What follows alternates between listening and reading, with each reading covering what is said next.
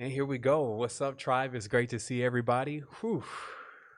I think we were just around on a beautiful build even Thursday morning. So it's been happening and a lot of stuff is going on around us, but we're continuously growing and going through this experience and getting ourselves really in tune with what's happening. And I just wanted to take a moment right away to, just to clear the space. How they say all eyes on you. All eyes are definitely on everyone here.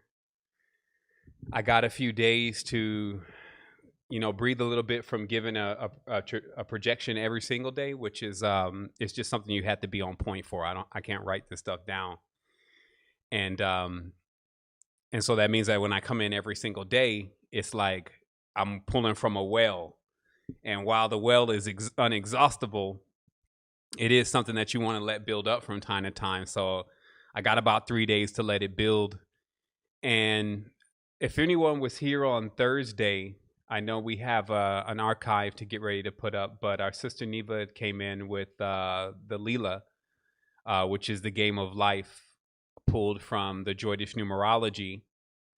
And I know some that may have just jumped in because, here at Tribe, what we're doing is we're constantly bringing in family members, and this means that you may have came in today. This may be your first Tribe vibes. So what also happens is that some of this information, it may, be right on point, and then other stuff you may be a little lost sometimes about what's being said.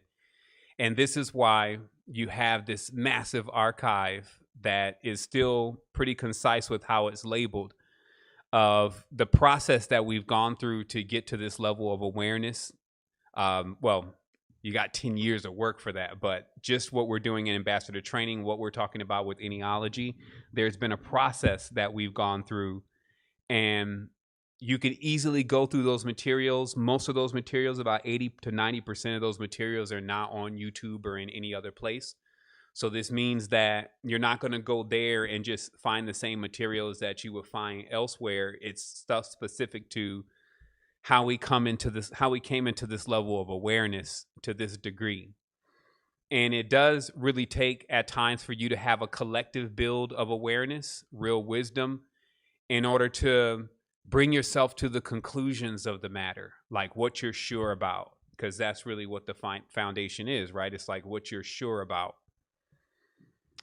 And so right now, what I'm for sure about is that the world has completely evoked the frequency of re-education. And we know that even knowledge and wisdom is a specific energy coming off of specific paths. But whatever has happened, all of a sudden, like we know about this 2020 clarity evocation that we always talk about, seeing clear 2020. 2020 has brought in where everyone who is being instructed is finally starting to get instructed by their real teachers. Okay. And rather than me saying I'm the teacher over you, because I know some of them, what does he mean? I'm talking about like your children, now at home, and now you're teaching them, right? So this is now the children get a chance to come back into the hands of their parents, and their parents are now faced with the duty of actually instructing them on what life is really about. And it's interesting because different parents are taking that different ways, right? Like some are completely caught off guard. Others are finally, glad that they're free from the system. And even what the child has going on, I want to go to school. I want to be around my friends. And that's like 100% defense for older children, especially when they're in their teens. You want to keep me from everybody. And really you do.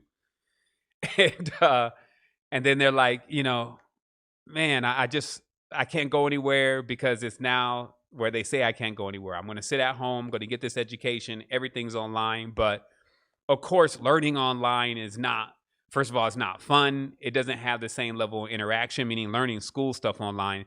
It's not fun. It doesn't have the same type of interaction. It's almost like unrestricted recess in every tense. So we're now, seeing the byproduct of when it's time for us to come in and learn, how easy it is for us to begin at square one again.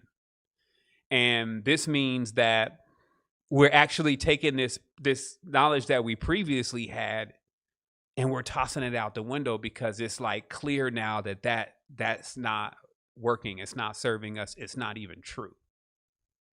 And so that's the first wake up call. And many of us have been through several of these wake up calls. That is the first wake up call for some people. That's like their birth. And then for many of us, this is like a consistently stronger wake up call. I don't know which one's worse, if you're just waking up now and at least you got a chance to party for the last 10 years, or you're just waking up now, you don't know anything, and all of a sudden you're getting hit smack dab with the truth of the matter, and now you have to like deal with that. So the day before yesterday, when I was listening to the breakdown of Leela again, which is the game of life, this is a way for those that are just coming in and don't really know anything about these terms. This was a game that was put together that was originally the game Snakes and Arrows. So the game, or Shoots and Ladders, excuse me, Shoots and Ladders was the original game, and it was based on real events that take place in life that lift you up and pull you down, and how you should learn how to experience all things, because then you will come into an awareness that it was a game for you to have fun in. Okay, so we're going to start there, but I need to take a quick moment because I need to reset a light really quick just to make sure everything is on point. But I want us to take a moment and just focus in on that. If it was a game, because this is why even I'll argue with some folks. You see me in the past, folks say, "Oh, it's an illusion," and I'll go right into them, and I'm going to show you why that would be present in my consciousness, and why many refuse to accept that this is some level of a game at this state. Okay, so let's take just a quick moment. Let me just grab a couple things. So let's take a moment then to have some fun and just erase everything that we think we know about the reality. Let's say, for instance, that everything you're learning from this point is the level of how you believe things are working now, that you believe this to the same magnitude. And let's see what type of changes it would make to your life. The first thing, first of all, would be for us to realize that 80%, at least, if not more, 80% of what you really know, the knowledge that you've really, really said, this is how I operate, this is what I believe, has been taught to you by someone else. And generally, that someone else, if it's a person, has also been taught by someone else. That seems like a no-brainer. But most importantly, in this society, the education has actually been more or less the entertainment. Meaning that the big lessons that people get from life, they at first, like how they think things work, they generally get from stuff like movies. They also get it from mentors like pastors. They get it predominantly from watching others and mimicking others. That's, of course, how babies learn. So just as a whole, though, 80% of our knowledge has come in through outside stimulus.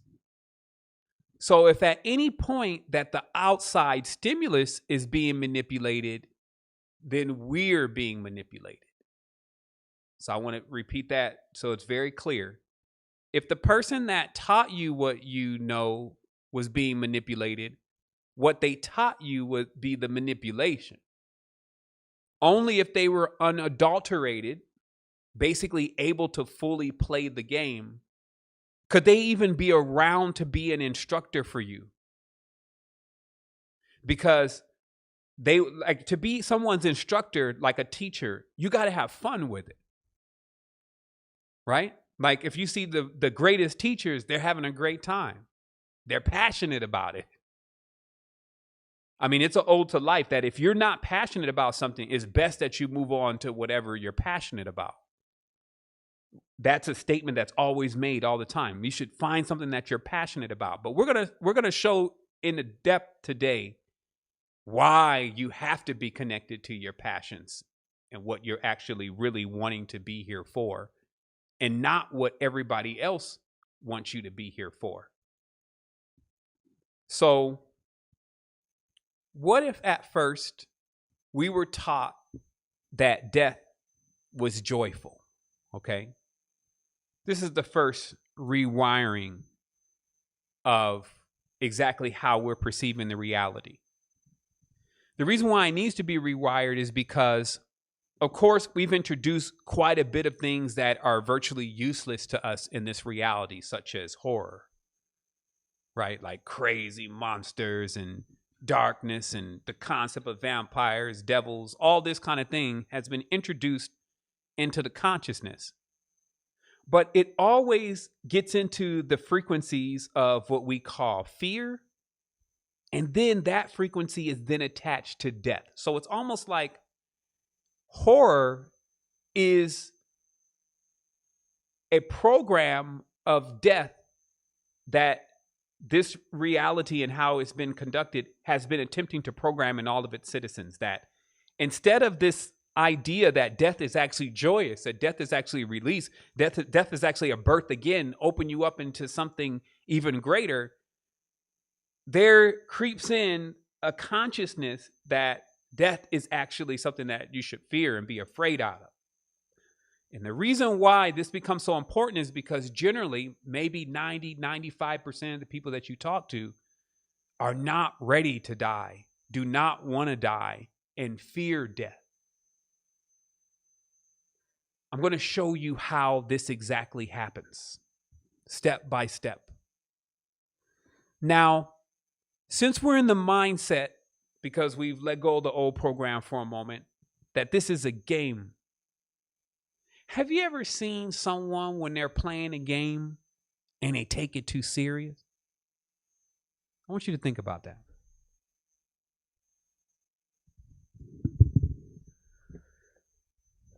Some have been around gamblers. You ever been around a gambler and it starts getting too serious? Some been around Monopoly players. Have you ever been around Monopoly players and it gets a little too serious? You know, they keep landing on Park Place. After you tried to introduce to them a simple concept. Look, if after I pass go, I buy everything I land on, not just specific things, I'm going to end up owning everything. That's the end of Monopoly. But this is the person that wants to selectively buy Park Place or try to land on stuff and I don't want that. And at the end of the game, now they're landing on your hotels and how they start acting. Like it becomes personal for them, right? So let's think about some other things that in life with the person, you could just reflect on your own for a moment. Like we're going to take this slow because this is going to deprogram a lot of stuff. And when you're done with this, it's going to be so simple and clear how your life, if it's not great now, starts to miraculously morph into great in a very, very short period of time by just realizing these higher truths. So where we're at right now here is we're saying that if we were taught that death was a joyous thing, that would be a whole nother reality that we would be living in. But we're taught that death is a horrible thing, that it has to do with like monsters and horror, something that you should fear, right? And so the question is presented. Now, fear doesn't make it fun anymore. This is the whole thing about a game, okay? Is that a game, if it's going to be given that term game, it's supposed to be fun. Okay? This is where you have to really, really focus in on just some of the most simple stuff. If it's supposed to be a game, it's supposed to be fun. So that means that if it stops being fun, logically, it's no longer a game anymore to us. There's an action and there's a reaction. This is why if you're sitting on in the astral plane or in a higher state of consciousness in an alien body or whatever, and you look into this, the same dynamics that people deal with, they don't even compute over there. It's like this consciousness has broken down every single aspect of existence so much. It's like it's trying too hard. It's made something that was a game serious. How? How did it do this? Now, what our sister was mentioning in relation to the Leela and also is deep in the Hindu text about falling asleep, going deeper and deeper into the illusion.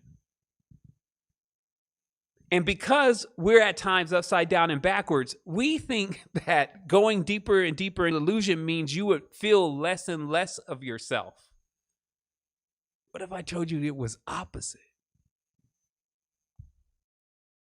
People believe that the more sleep they get, because just how it's all 100% backwards, just how we perceive the reality. We think the further it gets illusionary, the less real it becomes, the more you become like asleep and not aware of what's going on. That's not what happens. Actually, what happens is the more that you begin to go into the illusion, the more you become static about the consciousness, solid about the consciousness that you are now inhabiting. You start making specific preferences. I'm this. This solidifies things a bit more for you. I like this. This solidifies things a bit more for you. Now, the reason why I say that is deeper into the illusion, because when you're on the top levels and you're not into the illusion, you don't accept any I'm this and this is how I prefer it, and all that. It doesn't compute that way. So actually, the deeper you get into the illusion, the more solid you actually become, as far as that you become static, you become rigid inside of something that's supposed to keep flowing. So in every context, you've taken the game, which is like a flow and supposed to be fun, and you've made it serious and rigid, like even what death, gravity, and all that stuff really is. We're actually going to unlock here the vicious cycle of why most beings cannot fly. Because this becomes a series of events that takes place that further envelops you as you go into it deeper and deeper. And while you feel like you then are learning more about yourself and you're gaining more preferences to what you really want, you're actually solidifying at times deeper and deeper as the levels of grief that you're going to continuously go through, because you've now taken something that was a game so serious where you have started making it matter. Okay? And that's connecting with our term matter, as far as the density of the flesh that we're built with, matter. You brought the matter into existence. So let's keep going here with just skirting around this a little bit before we dive in. Now, it's safe to say, though, about life that you got a team of people that they want to be the good people, right? In fact, we can say that there's a half side of us that it wants to be the good one, let's say. And then we have this other side where it doesn't necessarily want to be the bad one. It is the bad one. And I'll let you know the difference. At times when you're watching someone try to do good things, it's like an action that they have to do. Versus when you're doing something that others supposedly deem bad, it's almost like you just do it. This is like a passion. This is a desire. I want to fulfill this desire. Oh, you know you're not supposed to be out late at night. Oh, you know I'm supposed to date him. You weren't supposed to have that baby. So there's that other side that others disagree about that seems so natural for you. It just goes right away and it does what it does. And then you just pay the consequences later. You try to balance it out with what we call good.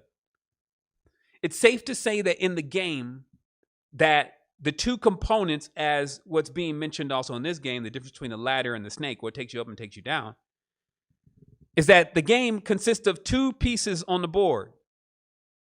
One that will pull you up, and the other one that will pull you down. One that'll lift you up, the one that'll pull you down. And what was introduced is that you need to understand how to be familiar with both, not one. Because anyone that is familiar with only one of them, or they're polarized and they don't recognize that other aspect of themselves, they're playing the game halfway. Okay, I want you to think about this. Playing the game halfway. This is when, let's say, for instance, a person is in life, but they haven't accepted death. That's as clear as it is right there. They're in life. They know to play life. The death thing is an equal component to it. But in this game, everybody is just choosing life, and they're afraid of death. And as we revealed earlier, what this becomes is you're playing the game halfway. And then when you play the game halfway, what does it become? It's not a game anymore. It becomes serious.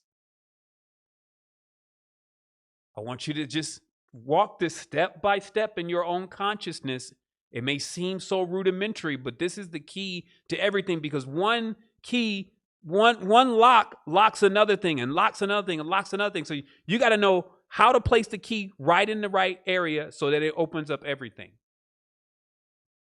So let's look at it one more time. Playing the game halfway. This is someone who comes in, they're willing to accept the life. They're willing to accept the joy. They want the love. You know, they want all of those great things in the buffet, but they're not actually accepting at all that there's another part of the game. And so this allows it to get very serious for them, because every time they're confronted with the other side of the game, it just gets too serious for them.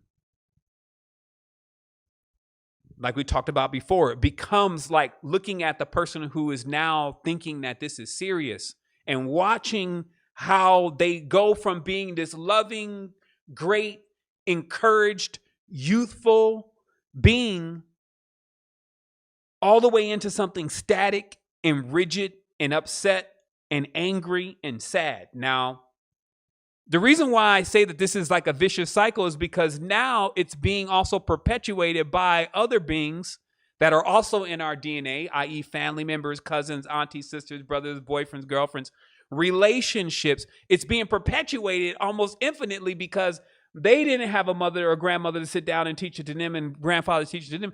They didn't have the grandmother to teach it. And this is what's going on ad infinitum, at least 6-7 generations.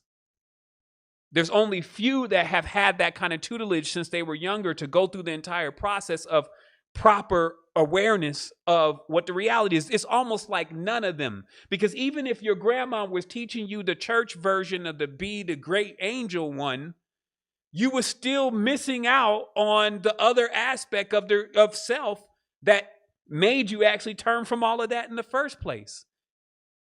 And then through all those engagements and all those interactions, for grandma, it became too serious. Oh, son, you done backslid. Stay away from my house. Don't ever come back here. For you, it starts getting more serious. Man, they don't even want me to be around anymore because I don't even believe in that, man. I got to get my life straight with that. Then to others witnessing it, maybe your wife, maybe your girlfriend seeing. So all of this is like this point-to-point system that if all of a sudden somebody stops having fun because they forget that it's a game, now we all slip into this seriousness with them, and it starts getting us stuck. And that's based on our relationships. Okay? So today's heading was relationships before Ennealogy. And the reason why I titled it that is because I'm not here today to directly talk about compatibility within relationships on Ennealogy numbers. We'll get to that. Today, I'm here to talk about before we start utilizing components that let us know exactly what we're dealing with.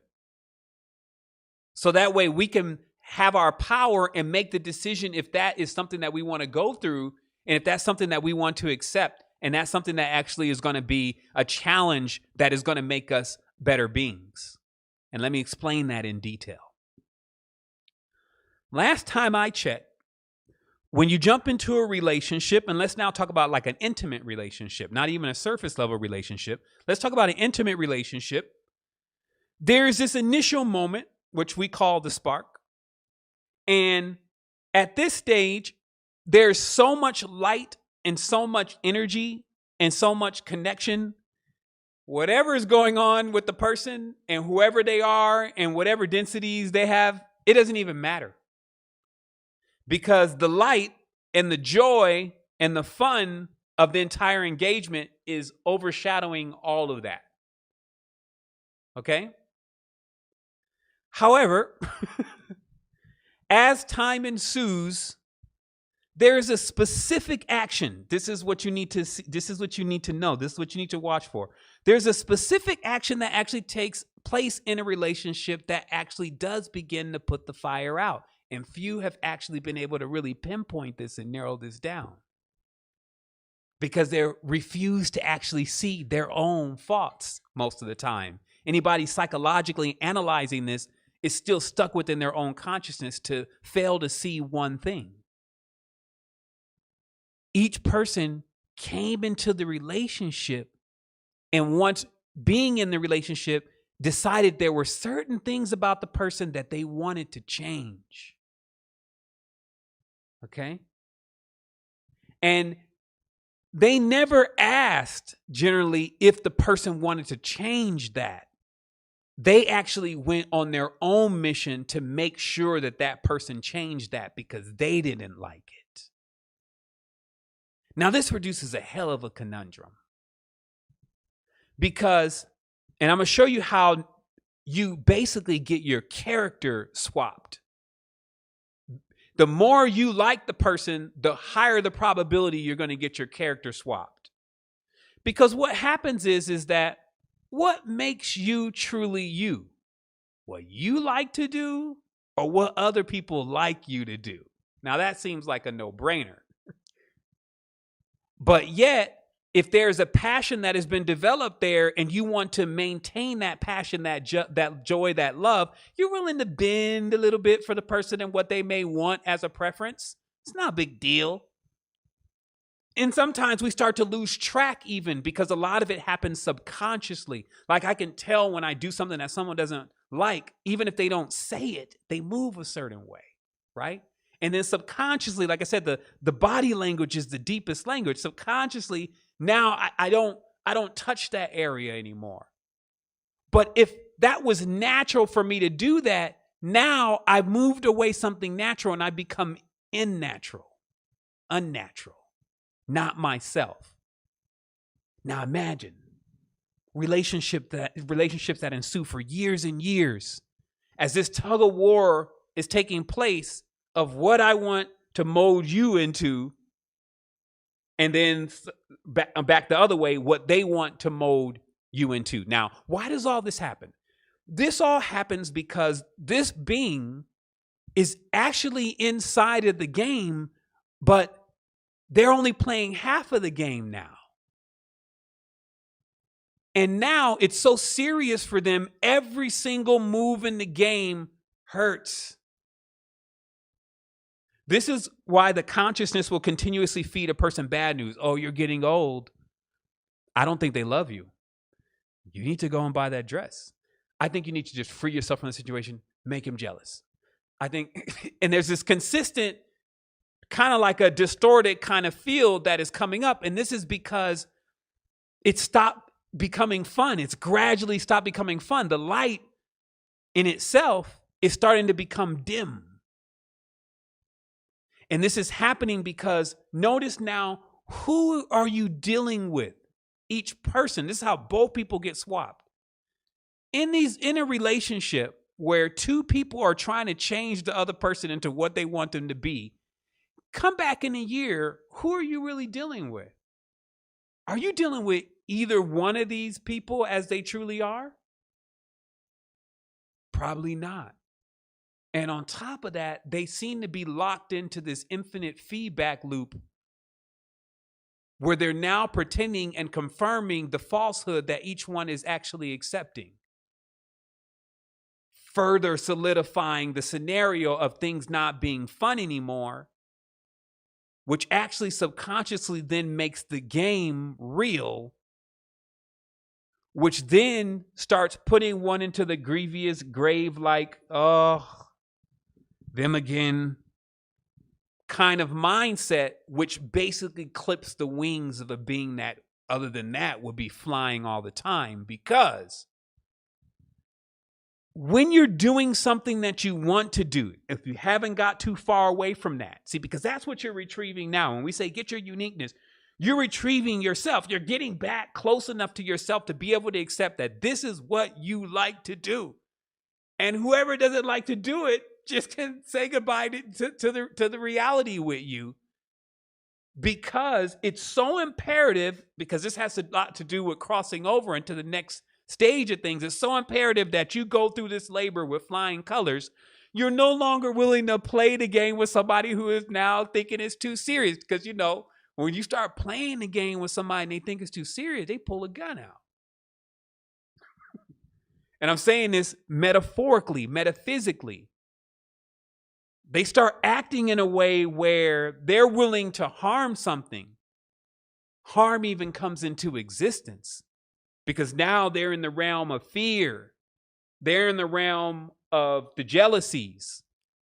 Now, the jealousies, again, is like a hook, because its true function is now this being has completely lost the awareness that, yo, you got wings. When you go move on from this, all you're trying to do here, just for me to solidify this for you and make it very clear, all you're trying to do here is it all. You know, they had that term, I'm doing it all. All you're trying to do here is every single thing that you feel like that you are. You're working on getting to that stage in your consciousness. Why?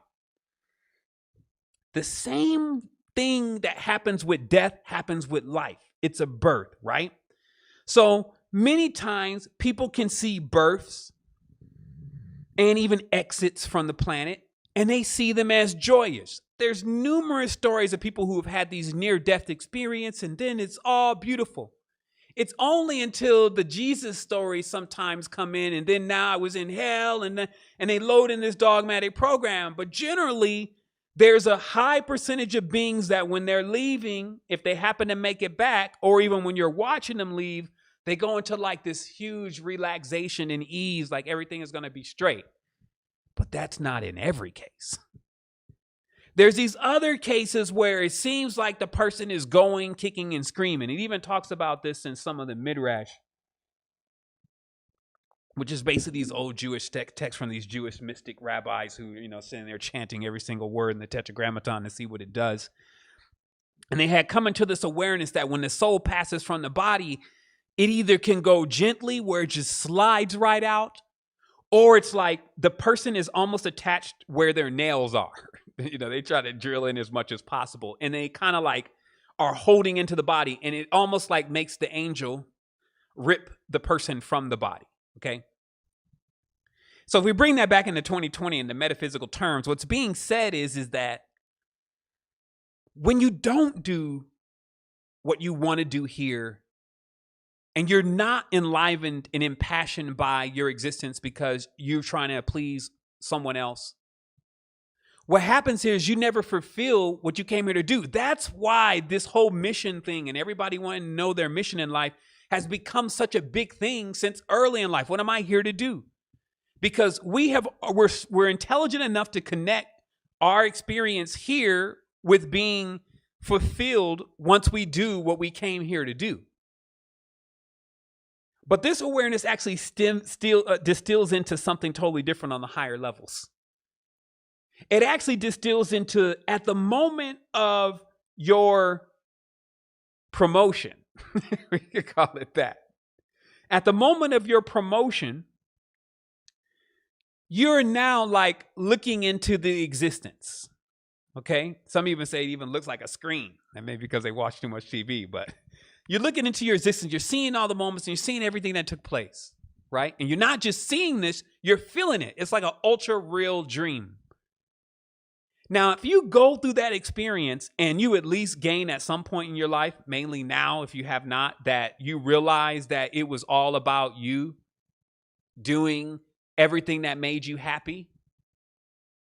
When you got to that point, you wouldn't feel like you needed to stay here, that you needed to come back here. But you can see how people who didn't fulfill who they were, they're going to be like, wait, I still wanted to, I should have, I could have, I wanted to say this to him, and I wanted her to.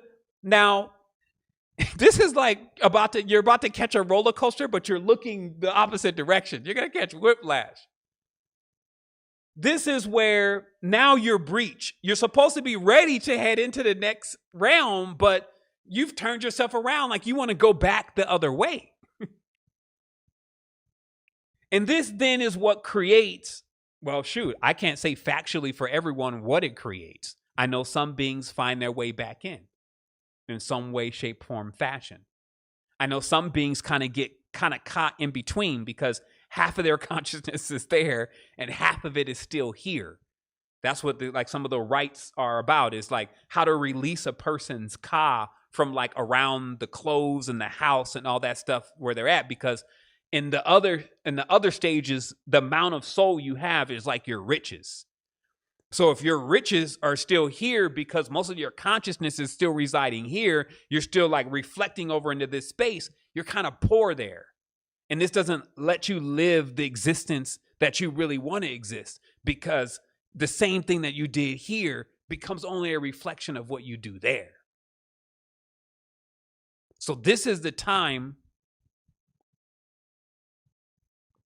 which is a time of re-education, that we take a moment within ourselves, especially as we're having this time out for a moment, because it's going to open back up, and it's going to be like the floodgates are coming in again. There's going to be more emissions than ever, more frequencies than ever. It's going to be more of all that, but you got this moment in time to really reset what you think is actually what this reality is really about, and what you're here to do, and how much other people truly matter to your personal happiness. How many people have sat here at this stage, been on some level of the quarantine, having to stay at home, whatever, and really been like, man, there was other things that I really wanted to do. Now that I cannot do them anymore, I really did want to go to Hawaii. And man, am I ever going to be able to go to Hawaii?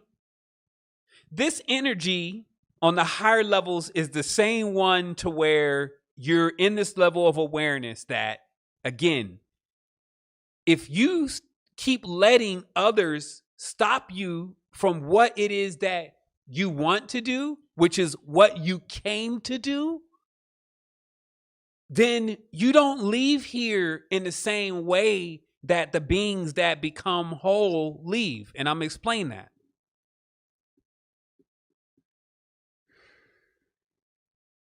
But before I do that, let me explain that.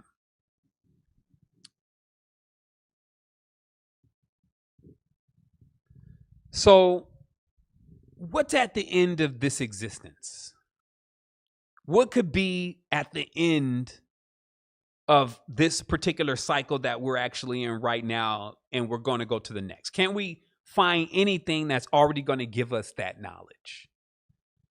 What I would say is absolutely. It comes from this awareness of facts. The first fact is that we're for sure infinite. You can confirm that because you cannot figure out where nothing comes from. Everything is, we're already here. I'm moving. I probably can touch one of you, call you, whatever. So we're already in the move. We're in the flow. However, where did the flow start? Nobody knows. It's somehow beyond our realm of comprehension. So I latch on to that because that one key element right there allows me to defeat anything. You cannot tell me where nothing comes from, which would insist that it's all limitless and infinite. And even though I can't actually put my mind around that, that's actually what allows it to be. Great. So there's something else beyond this. And I don't want to be able to comprehend it with my mind, because if I do, I put it into the same trap that my mind is actually in. That's why I tell people the mind is a trap. If it wasn't, so many people wouldn't be stuck in it. The mind is a trap. If it wasn't, so many people wouldn't be stuck in it, stuck in their minds. Right? So think about this again. What could be at the end of this particular session? How would it all play out? I propose that it's very simple to see that as an infinite being, that means you at least have been somewhere before. You may have not been here, wherever here actually is. You may not even have been in a human body, whatever this actually is. But you are somewhere doing something because you are an infinite being, right? So if we've come into this realm and we don't have this recollection of actually where we were before, it gives us one of the most key components to what's actually going to happen when we depart. What's going to happen is all of the awareness of everything that you've been is going to combine itself with this experience that you just had. I'll say that again. Right now, if you came into this realm knowing every single thing about where you were in different lives, I think you'd be living with some kind of trauma right off. Like you would go into these flashes of you as an amoeba and you would have all this stuff go on. So there is a film that is put into your existence. Now, mind you, this film is sleep. This film is the illusion, okay? I want this to be very clear to you. The reason why you don't remember all your other existences and are not able to get linked with the unison is because the illusions of the lives that you began to come out of that framework of awareness that it was a game. Now, the illusions have begun to solidify more and more each existence. Now, the good news is you're already at stage human, as in this perception, meaning we're right here in these human bodies. So generally, if you get one of these, you have enough soul force to at least climb up to the next stage, which you would say is somewhat like the angelics phase, flying, where time is not really relative. Forces, powers, these kind of things.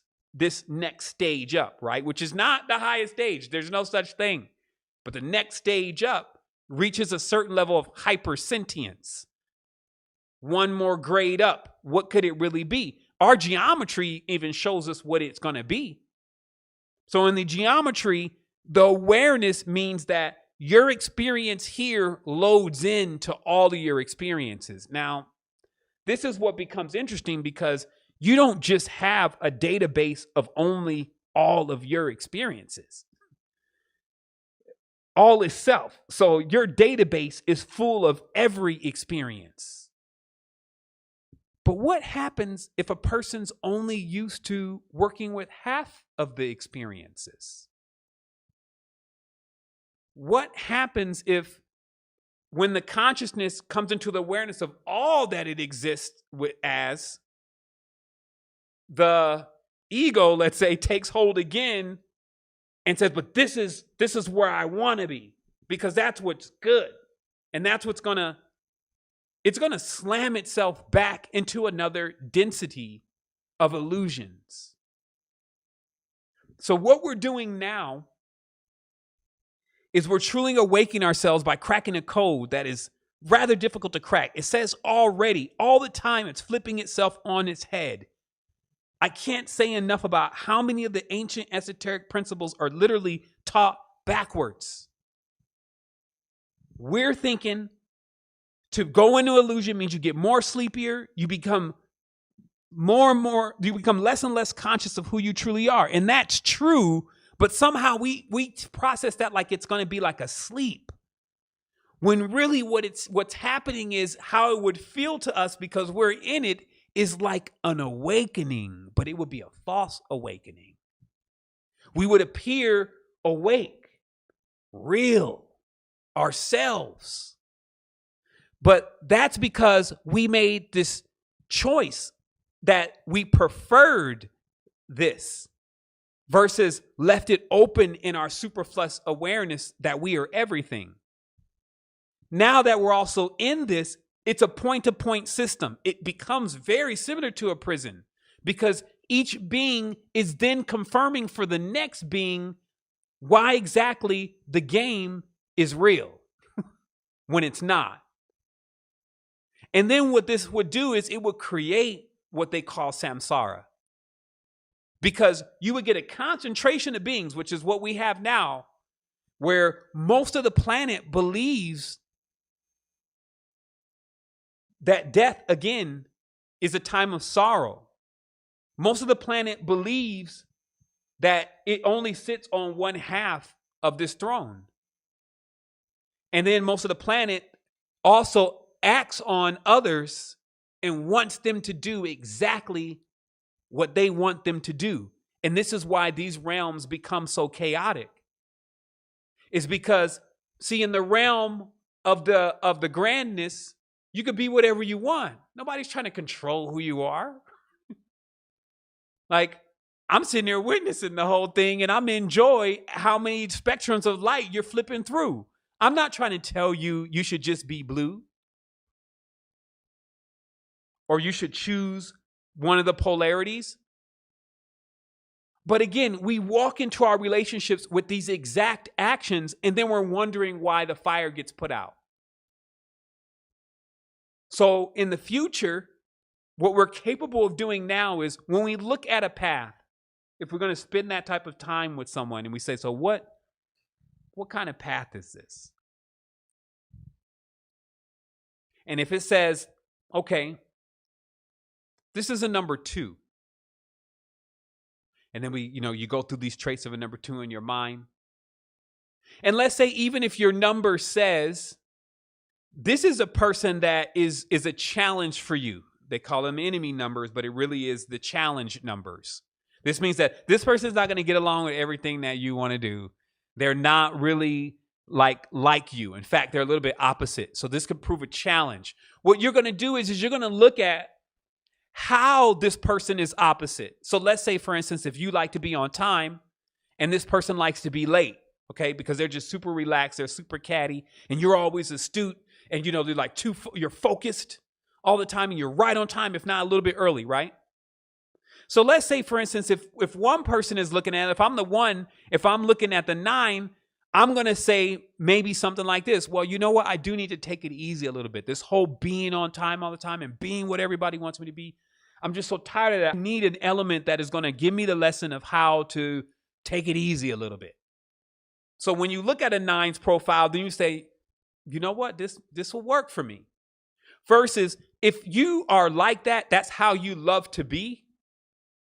And your company and your businesses and all that stuff runs off of you being like that. And then you fall in love with this gorgeous, I'm late all the time. And then you start trying to change the gorgeous, I'm late all the time to, why don't you be on time? And they don't want to do that. This is how that whole cycle actually begins. So I'm giving some really light integers here on how to look at this as far as that. This goes into really, really deep stuff. It goes into whether you see a person as actually sharpening your skill and useful for where you're going with this whole thing, or if you just want another static object in your reality to project back to you a confirmation that your falsehood that you're projecting on them and living in is confirmed to be true and factual, thus plunging yourself deeper into the illusion.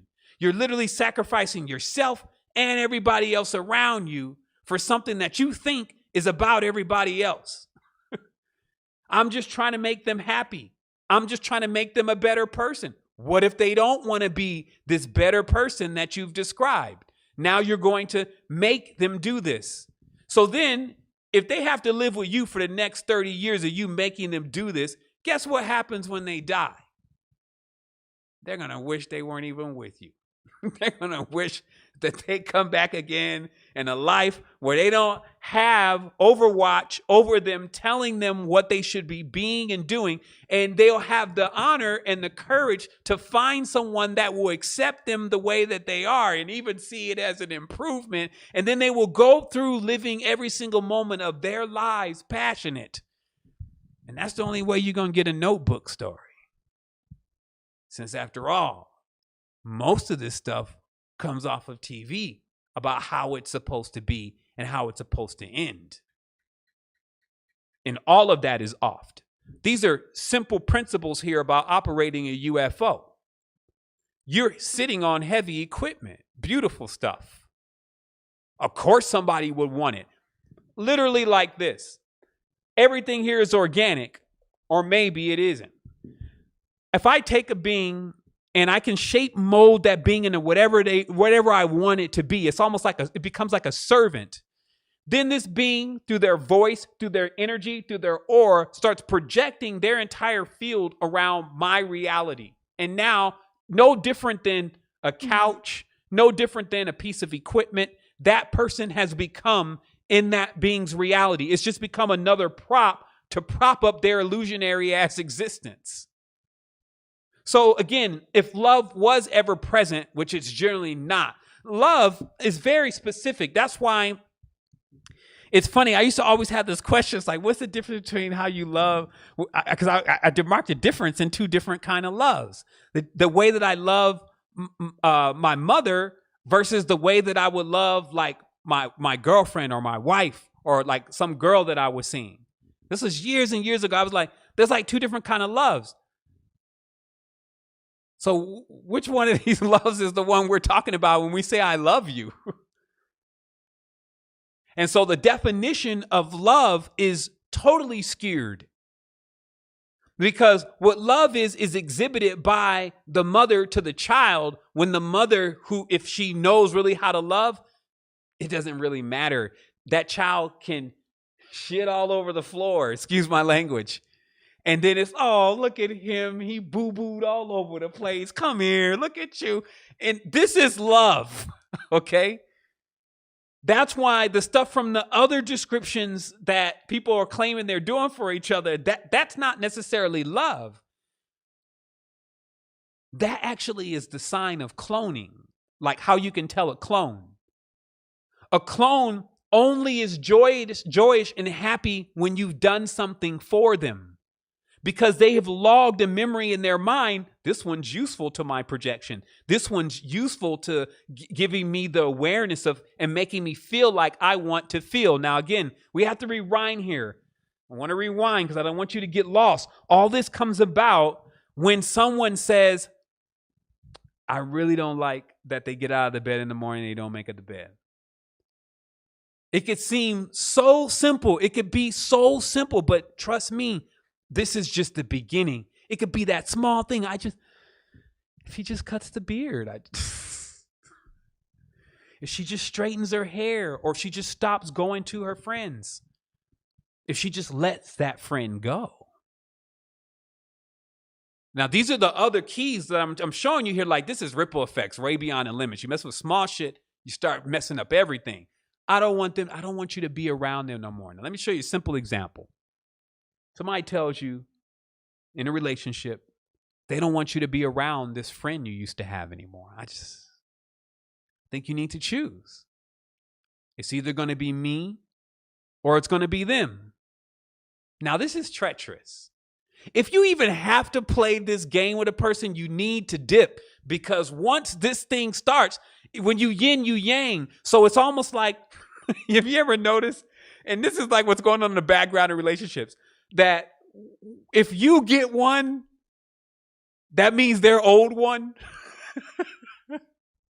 Like when you yin, you yang, it's like, now that I've got rid of her, DeAndre has to go.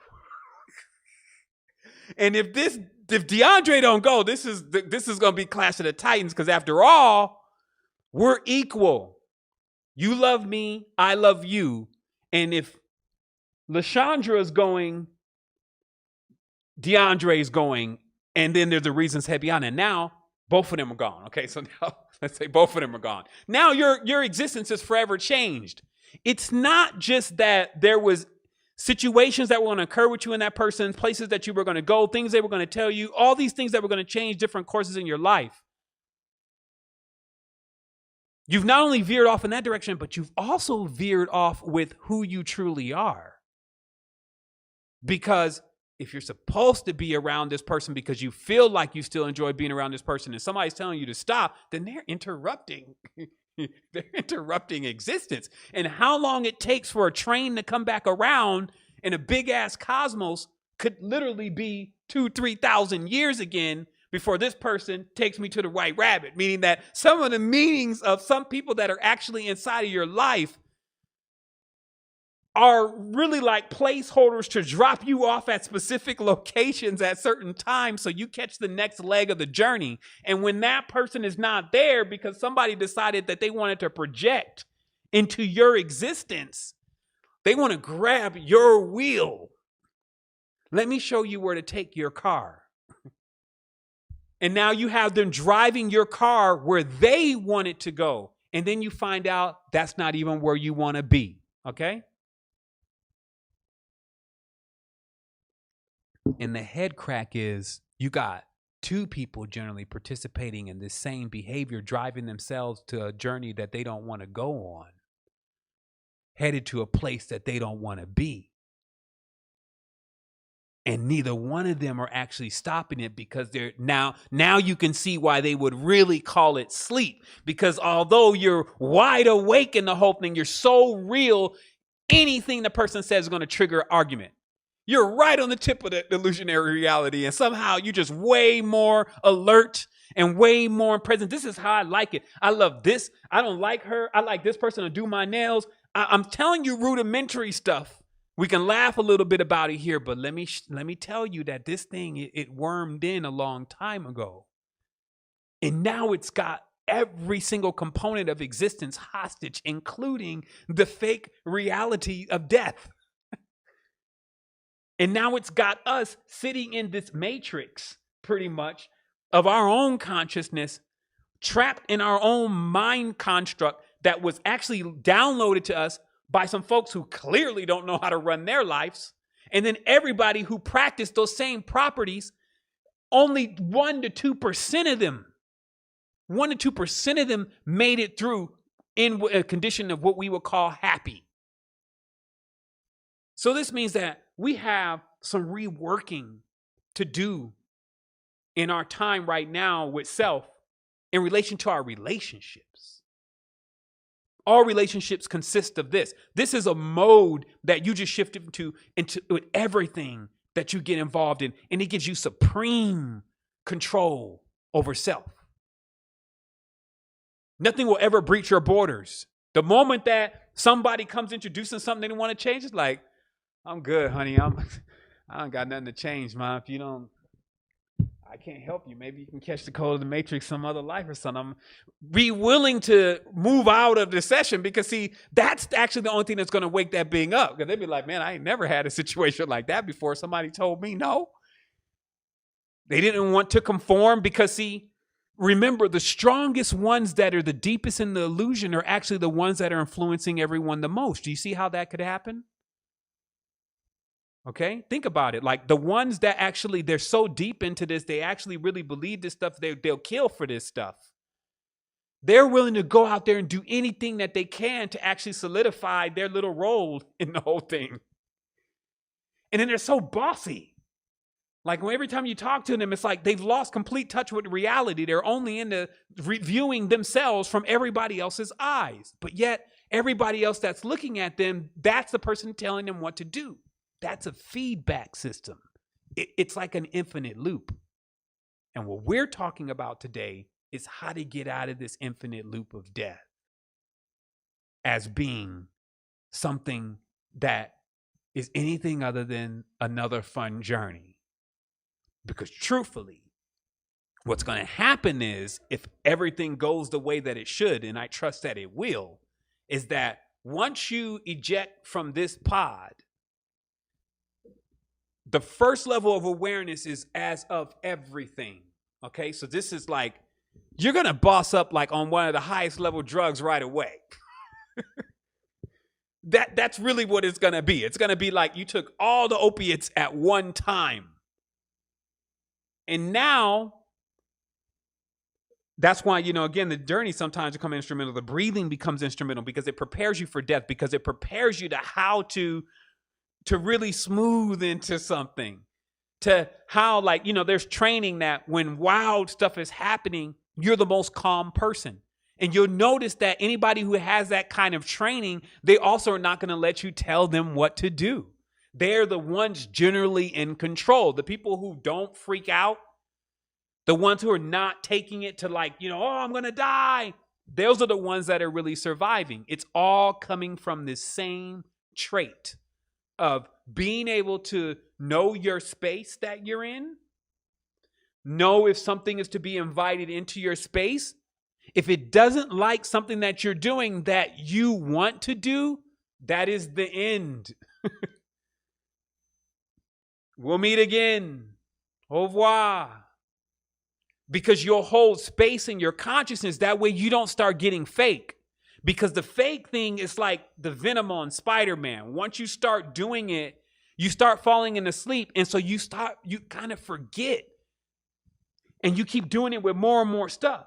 Now it's your clothes. Now it's your house. Now it's the friends you're around. Now it's your sexual preferences. Now it's this. Now it's that. Until they assume everything.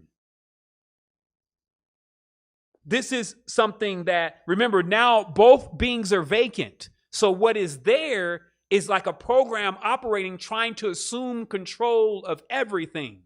I don't know if it's a gray. I don't know if it's a reptilian. I don't care. I just know how to tell it where it could get off at. And that's all you have to be proficient in doing, is knowing when something has infringed on your space, because this may be the only time that you're capable of waking up from this right now. With this level of awareness, to realize that others are projecting on you and you're projecting on them too. And the reason why you're doing it is from a habit that has been habitually learned from generation after generation. Now it has brought about death and suffering and samsara in a game that's truly supposed to be about us living the best life we truly can live, exploring anything that our being says, this is what I want to do in this segment of time, because there's been times that you had exactly opposite going on. Things that you wanted to do, you could not do. You lacked even the digit to do it. You lacked the eyeballs to see. You lacked the heart to love. You lacked the ear to hear. You lacked fingers and senses to even touch. So you couldn't do it anyway. So don't let the story be that now that you can do it, all of a sudden you're no longer doing what you want to do and being who you want to be, because someone else is having trouble confirming to themselves who they are. This is the distillment of the message this evening. There's actually no more to it than this. It's the awareness that trees grow up. So what's next? Because what's about to happen right now is Secret Energy, Astro Quest, the Resistance, the Mindful Company, and Spirit Text, and all of these amazing things that have been built. It's all going to the next stage. We have phenomenal news. Like, some stuff is happening that it changes everything. Even the financial issues, 1 to 2 more weeks, and we're rolling out something that's just like a bulldozer to these issues that we're experiencing in our reality that actually hinder us from a resource level. We figured it out. The collective co-creation has produced something again. However, from a level of success, advice, success doesn't change the situation. What changes the situation is when you're willing now to state where you're at. What frequencies are you really holding? That is your foundation. In your space, are you a ruler in your space? Now, again, I don't want this to go too far because, I don't want to break up relationships or anything. What I'm saying is that this may be a conversation that you may need to have with a significant other. Maybe that person's on the phone right now, on the line right now. Maybe this is also going through their mind. Maybe this is something that's been going through your mind that you wish that they would really get and understand. Maybe also this is something that you're just figuring out about yourself. Nobody actually starts off like, I mean, we're so wide-eyed when we begin. So nobody starts off thinking about this generally. And most of the time we go on in life and life moves so fast and relationships come and relationships go. We never really sit into the mechanics and the dynamics of how to have rich, strong relationships, how to truly, like if you really want to be in love, you need to find someone that doesn't want to change anything about you. That you don't want change. See, there's a clause there. Don't forget the clause, because that is actually where things are going to be dynamic for you. It's like, remember, we utilize the differences in other people, if we're doing that properly, to plug in, to augment where we are failing at times with ourselves. Understand what I'm saying? There may be things I want to have changed about me that I can't do it. I'm having a hard, like I say, let's give an example. I'm having a hard time loving. I'm having a hard time tapping into the heart space. So I bump into this number 2. And right off, they're already giving me the heart. Now, one or two things are going to happen. As a master, I'm going to realize this is a 2. This is exactly what I'm asking for. I want to accept this in my life. And then I'm going to know also, because remember, if I'm trying to get something that I don't have so that I can become complete, there's going to be things about this person that I'm going to be like, I don't like that.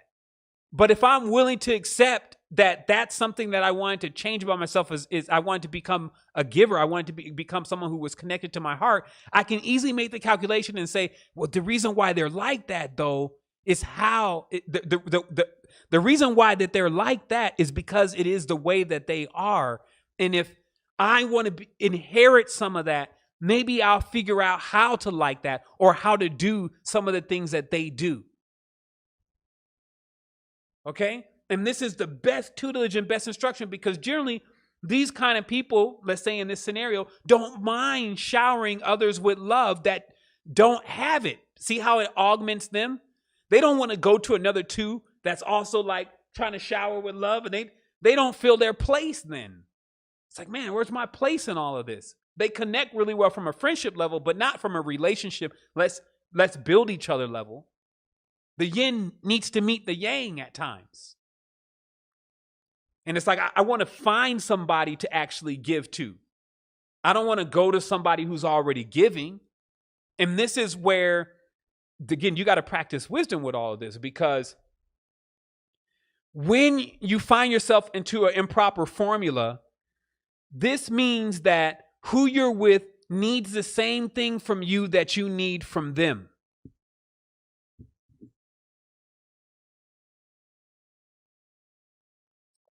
Think about what I'm saying here.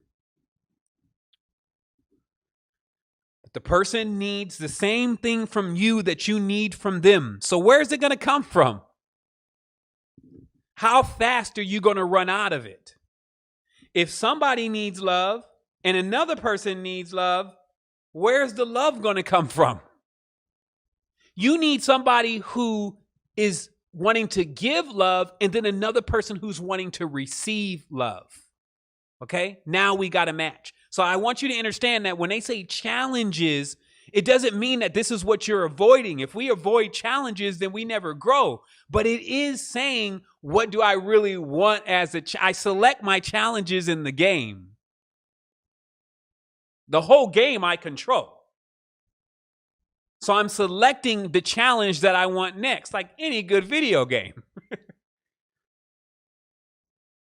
And then I'm also saying, okay, well, I have all of this already. I have Park Place. I have Boardwalk. Now I'm going to go for St. James's Place and the rest of that and collect all the yellows. It's like, that's how Ennealogy is going to function for you. You'll be able to say, well, not saying you got to shop through the numbers, but, you know, I have these traits of these particular energies, but here's what I'm for sure missing. Now, I don't want to go to that extreme. I'm not trying to deal with the 8 energy. But I think I'm ready for the number 1 energy.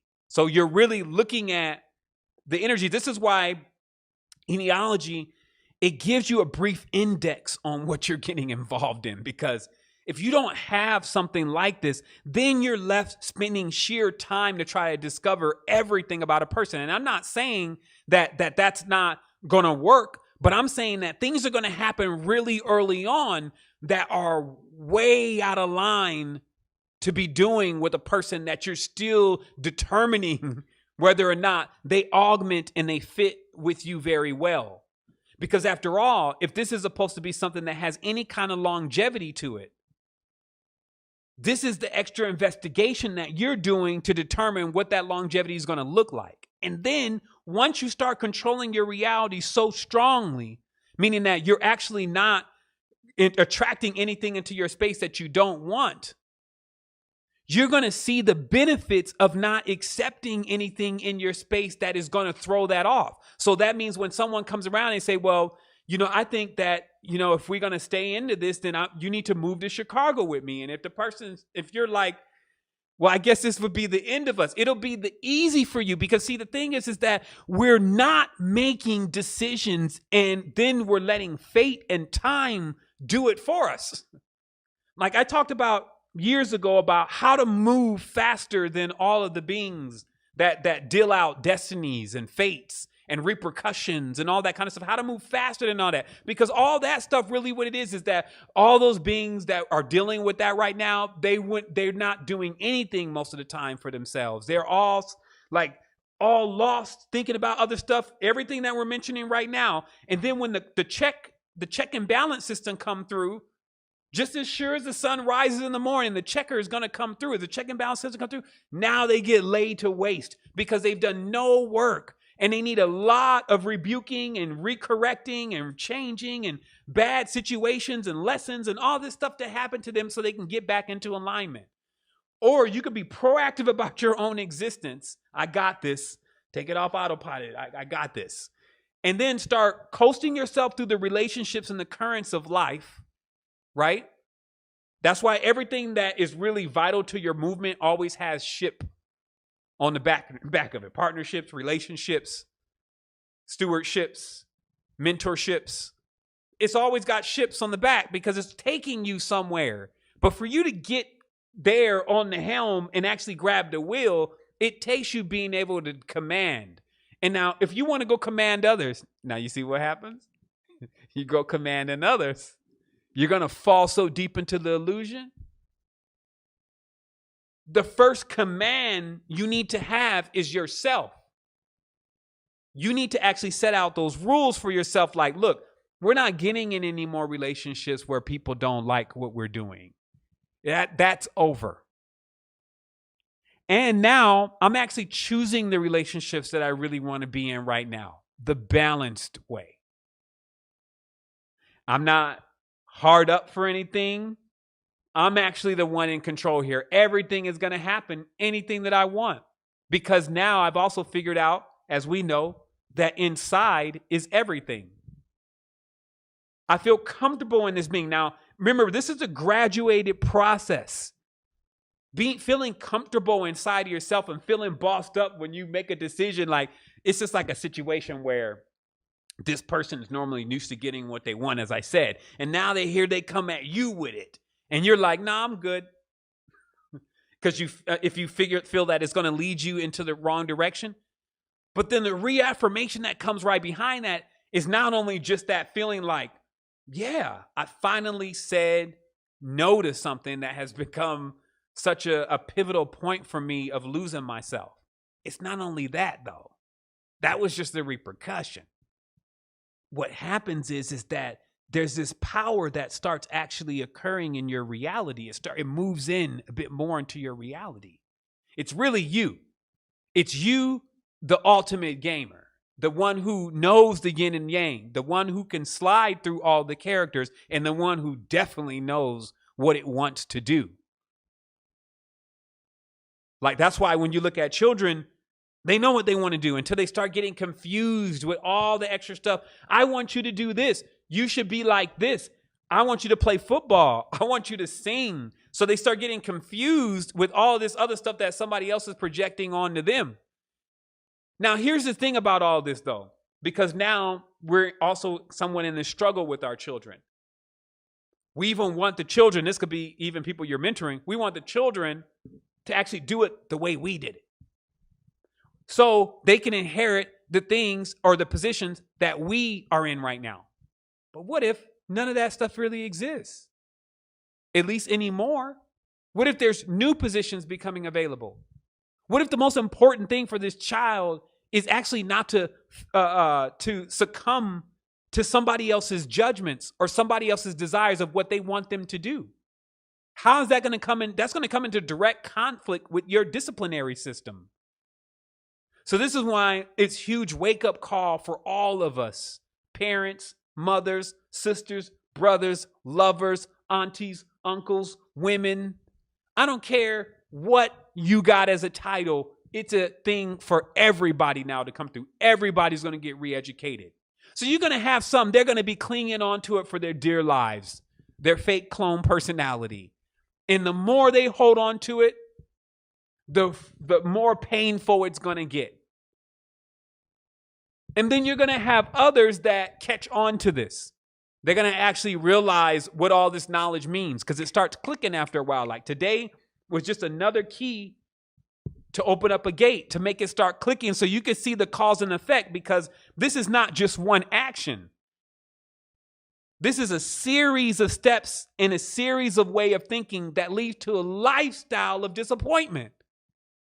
And it's already happened. There's thousands, hundreds of thousands, millions of beings who will come here and who will leave here, and this will never even come across their consciousness.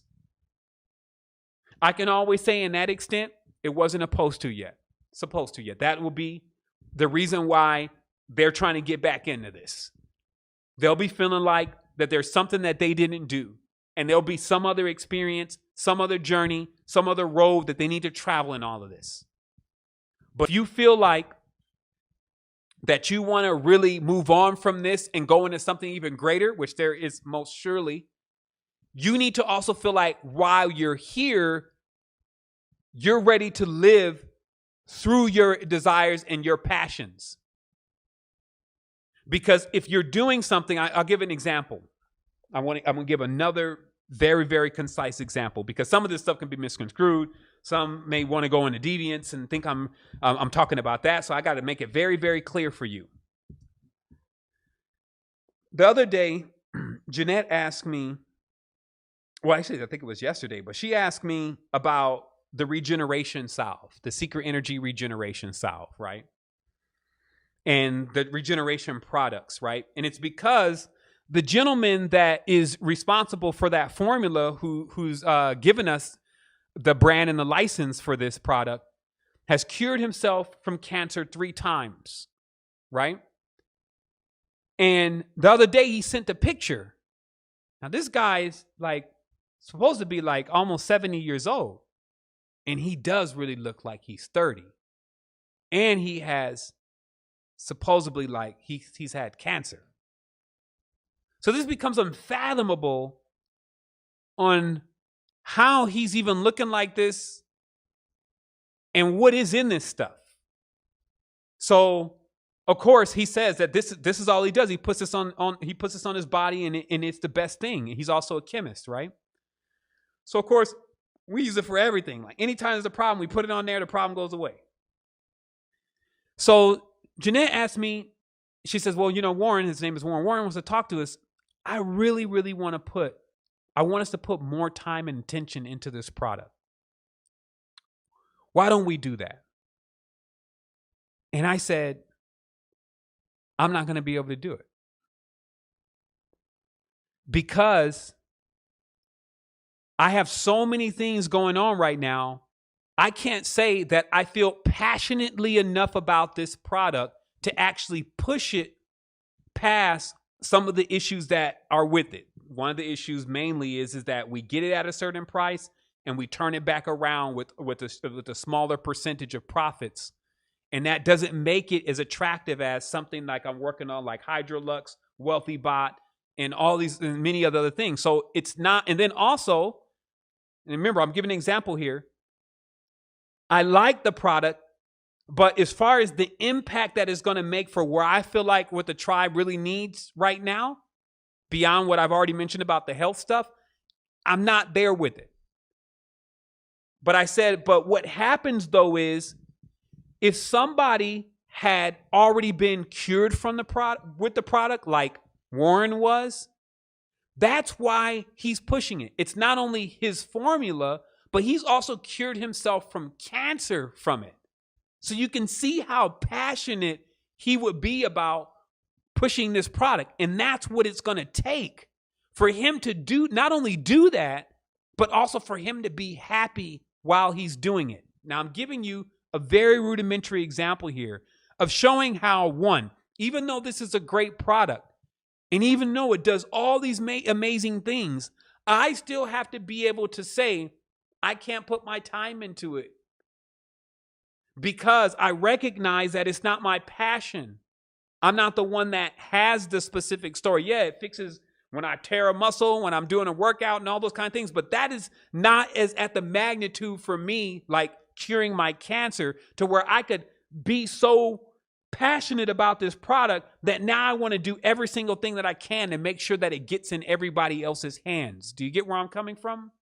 So what I'm talking about here is that if you don't have the intelligence, the wherewithal, the stability, the maturity to not get involved in things that you're not passionate about, no matter how great they seem, if it's not relative to you. This is what I'm giving you an example of. This is an amazing product, but it's not relative to me in the stage that I'm in. So I would still, that one part of me that always is jumping into more and more of the illusion would be like, for sure. But he cured himself from cancer from it. Surely all of these other people would want it. Let's make it happen. Let's get this at this. Now, of course, this is why company means a team. And we've been working on that. This is not your Dow Chemical or your Johnson & Johnson where we have millions of employees. Company means a team. So generally what a business is going to do is they're going to push that off onto the marketing department because that's their job to take products that are amazing and take them to the next level. I'm giving you an example of, as a person, when you are taking on another responsibility that is going to demand equally the same amount of attention and passion for you to take it to another level, to put it in front of everybody, to make everybody else want it, you ain't going to be able to do that if you're not passionate about whatever it is. So that becomes your first marker. And you never break that rule. If I'm not passionate about it, I don't care what the story is. I don't care what is done for everybody else. I don't care what.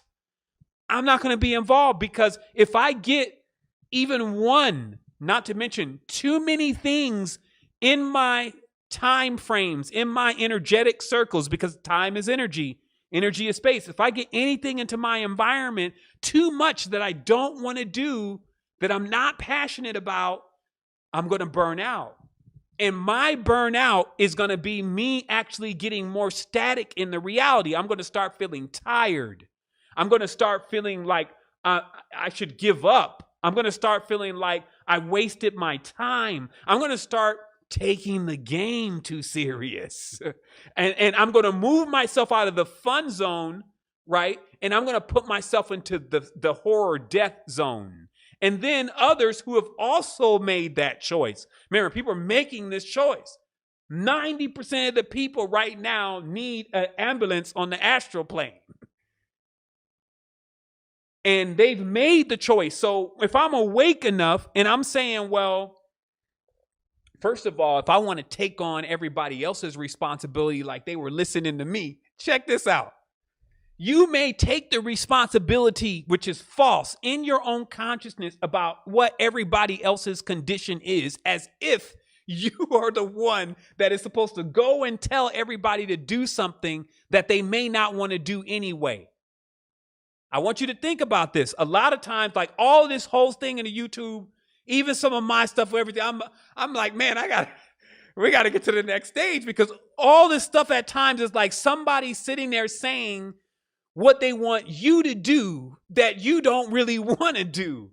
And that's old paradigm. And we got to all be willing to actually say goodbye to the old paradigm if we still want to be together. And that's what I said to everybody. If you come inside, you'll find us all, because I'm tired of living a life since I was a little kid for everybody else and every single thing else that was around me that wanted me to do whatever. Oh, James, learn this. And oh, James, you're a magnet. And oh, James, steal this. And oh, James, help me with this. And oh, James, you're so amazing. And oh, James, I hate you. And oh, James. And you see what I mean? And that actually having some kind of bearing on who I think James really is, because that's what this starts getting into. I don't know what this planet's playing around with, because if people are vacant and they're loading each other with more programs, and they don't even become present until a certain point, mainly when stuff gets haywire, it's like you're loading me in every time the trauma takes place. People start waking up when the trauma takes place. So this means that they were actually not even present except for when the trauma comes in. And then like a baby, they get birthed into a traumatic situation because that's the only time that they're born. And you're actually telling me that you want me to set my life up in that same way to get ready to do that again, but on one of the bigger levels? Oh, no, Doc. Oh, no. I'm on to it. I'm on to it. You're on to it. We're all on to it.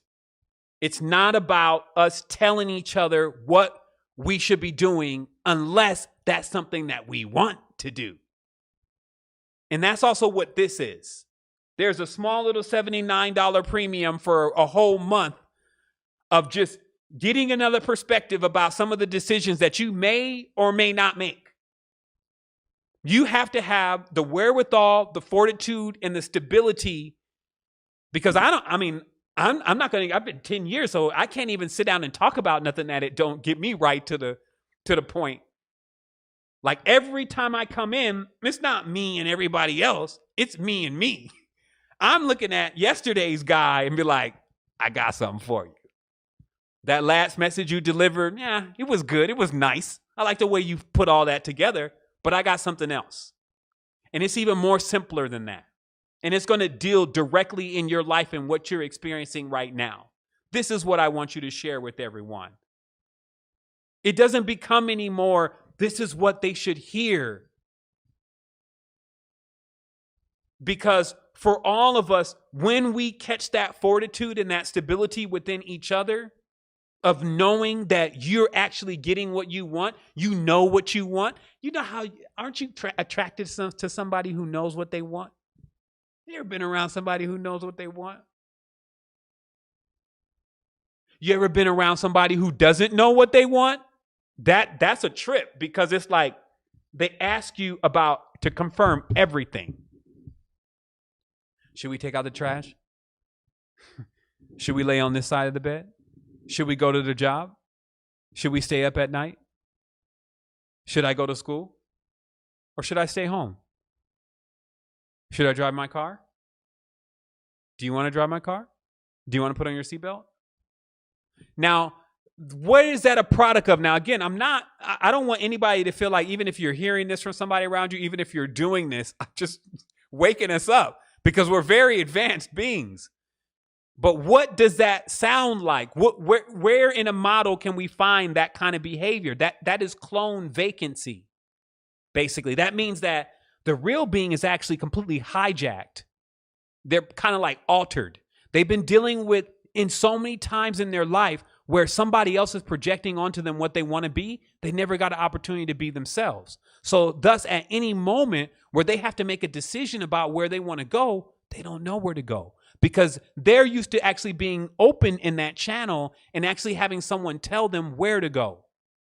Now, also, because this happens even on the most micro levels, this destroys stability. A person who does not know where they're going is not stable. Also, it's a certain energetic. So this means that it doesn't necessarily attract the right kind of being. Beings that are attracted to instability are the beings that want to tell you what to do. See, beings that want to tell another being what to do are attracted to beings that are unstable, because they know that that's where they can do that at. This is, again, what I'm saying, the feedback system, because some of us do this to others and some of us are having this being done to us. This is not today a conversation about who's the right one and who's the wrong one, because if you're not sitting on both sides, you're not playing the game. And this is where we have to get with our level of awareness. Like, a lot of us have actually shifted in this entire conversation about thinking about how other people are doing this to us. And it's been a consistent left hemisphere experience until you turn around and realize, oh shit, I'm doing that. I'm doing that. And if you can't smile about it, then you're not having fun. And if you're not having fun, then you're taking it serious. And if you're taking it serious, you're in the illusion. And contrary to what you believe, why you think that you're actually going into awakening, which would actually be to experience yourself through all things, you're actually plunging yourself deeper into the illusion, because you're only experiencing yourself as a solid, finite being. And this is where it all starts. This is how it keeps tying itself down. This is how the system works. This is to solve the cloning riddle. It's not that the being's not real. It's just that everything that the being interacted with wanted to change it. Now, some people are more susceptible to being changed. I will admit that for sure. They can get overwritten really easy. The society is also creating that phenomenon more and more. It's not even a racial or color thing. The society is creating a phenomenon. Every single cat I know that's alkebulan and melanin dominant, 90%, 80% of them cats want to make music. If it was to be a chemist and it was pushed that same way, 90% of them cats would want to be a chemist. Actually, some of them are.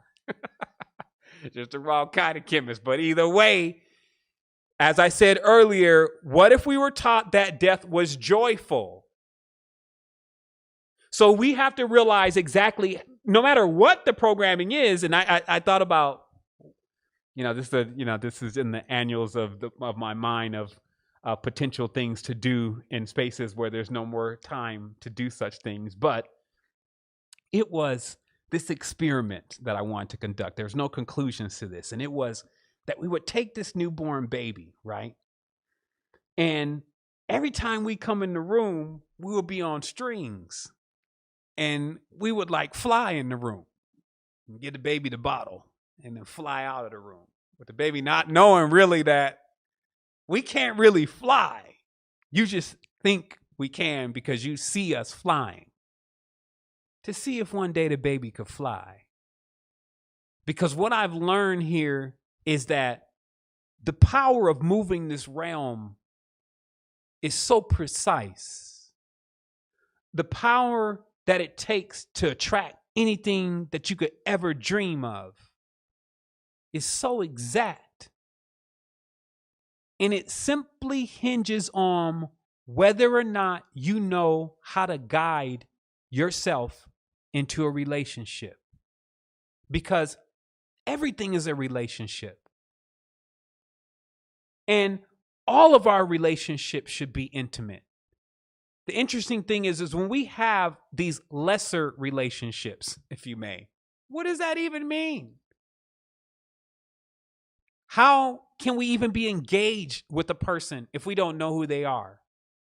That's why I said when it's time to start things over again, every single person, as I'm pushing out this projection more and more, every single person that comes into my space, if I don't know every single thing about you, I can't have you around.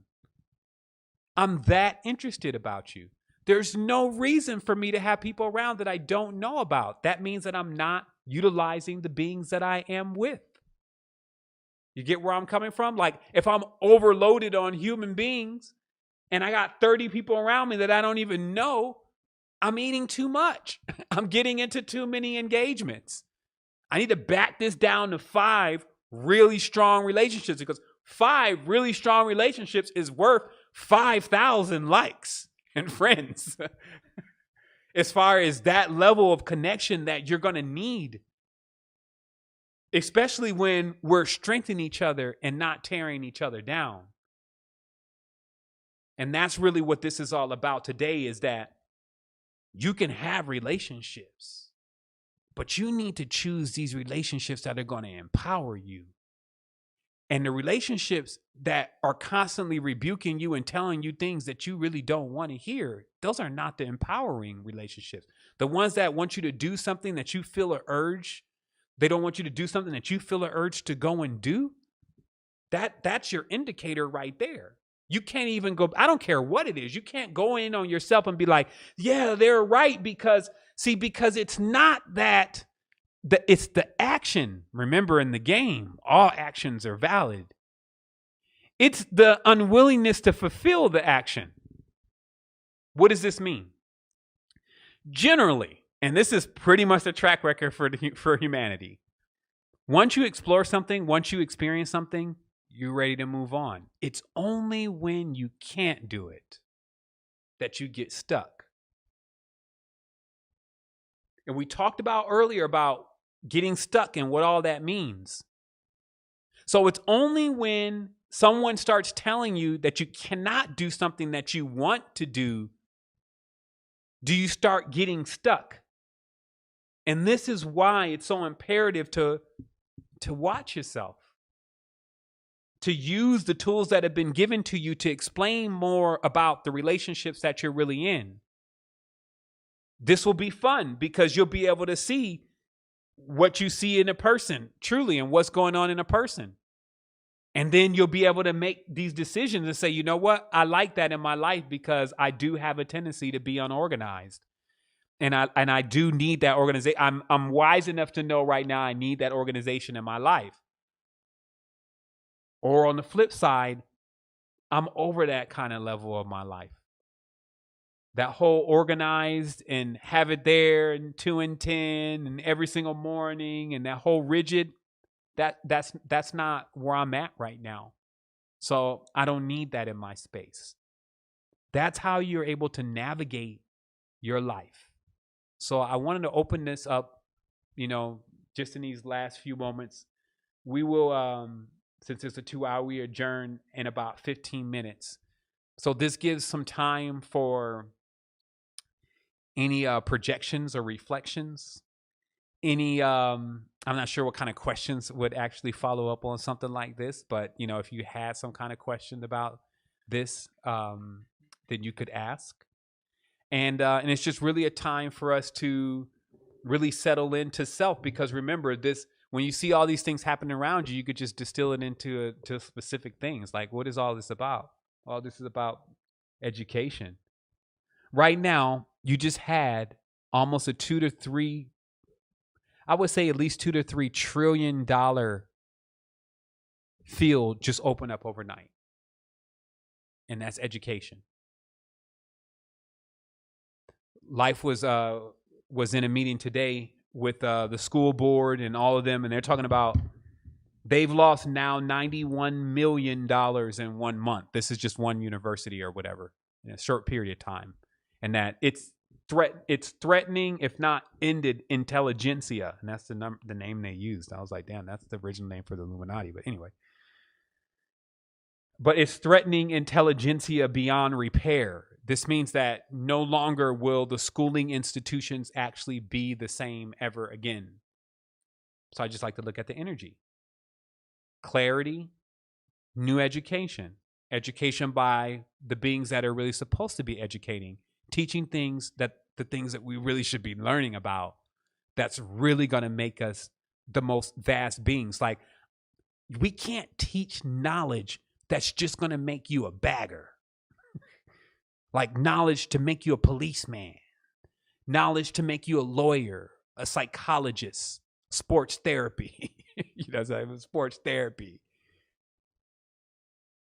We can't teach knowledge anymore that equals those positions.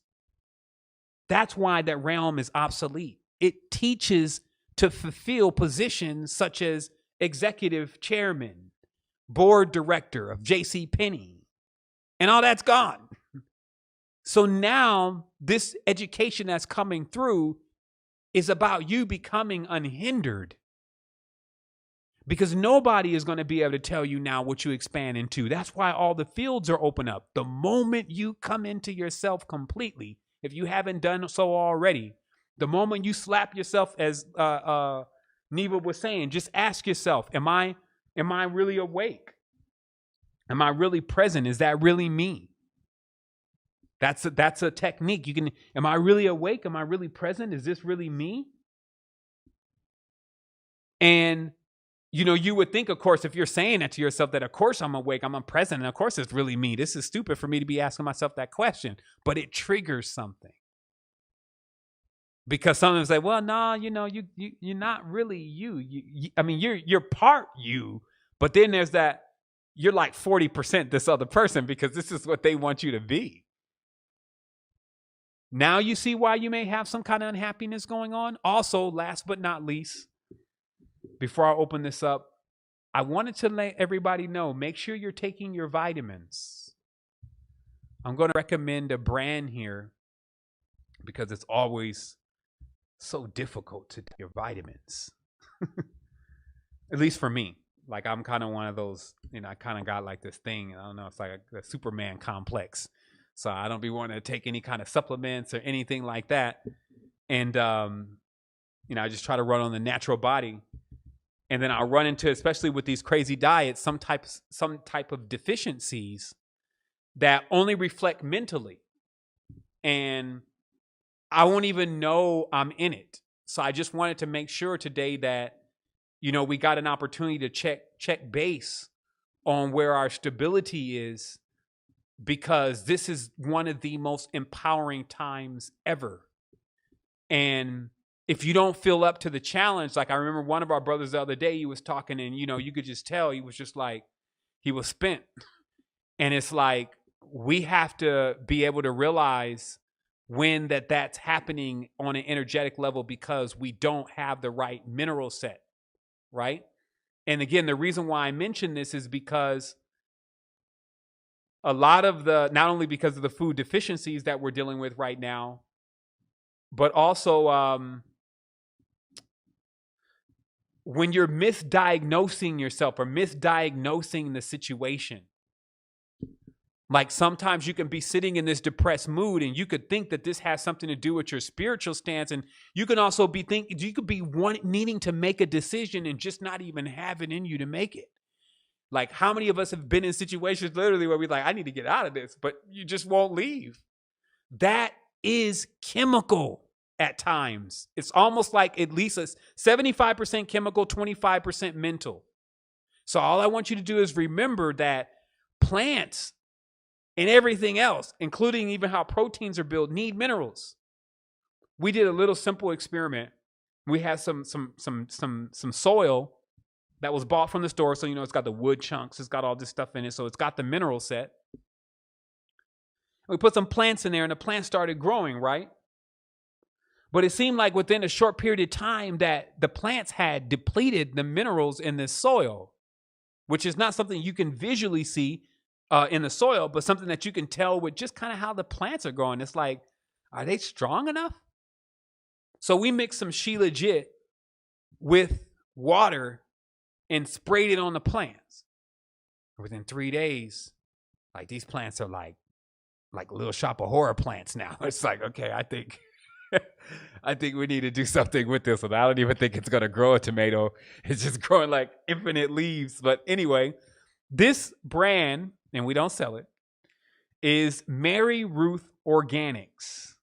Okay, I'll put a link to specifically this multivitamin, and it's like a liquid. And man, I took this stuff like 2 days ago, and I feel like a brand new man. Like, serious. It's like, and not to mention, there's a lot of stuff that's happening. There's a lot of stuff changing. So, I don't think always it's just one thing. But it was very easy for me to tell the shift in just overall mental, spiritual, and physical stability that came with getting some. I just had 2 tablespoons. I just had 2 tablespoons and a spray of the B12. And the next morning, I was a genius. Like, y'all think I'm smart now. Y'all should have seen what I came up with. I kind of spent it all in like a few hours, just talking to everybody and not taking any notes. But needless to say, I just want to be here for you in these times to give you the greatest level of encouragement about yourself. I figured out some stuff. And while I can at times sit on the other side of things and be looking in watching, I'm also equally inside of it experiencing it. It's the strangest thing, but I love it. I'm coming to enjoy it more and more as I come back in and do the work that I need to do. This is also what's most important, is for us to realize that our mission is us. As crazy as it sounds, like we think that the mission is, those are the mini games. That's the mini games in all this. The big mission is actually you and getting you into this.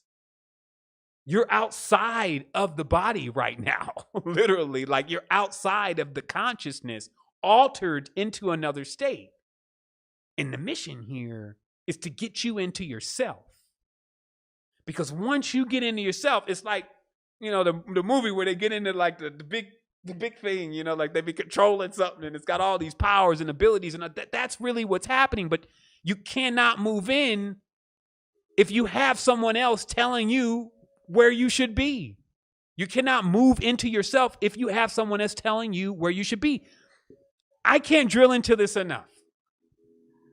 I cannot drill into this enough. Like, this is a lesson from the time that you're a child all the way to the time that you may hit the old age, that if you don't learn, it equals a continuous repeat and infinite unhappiness.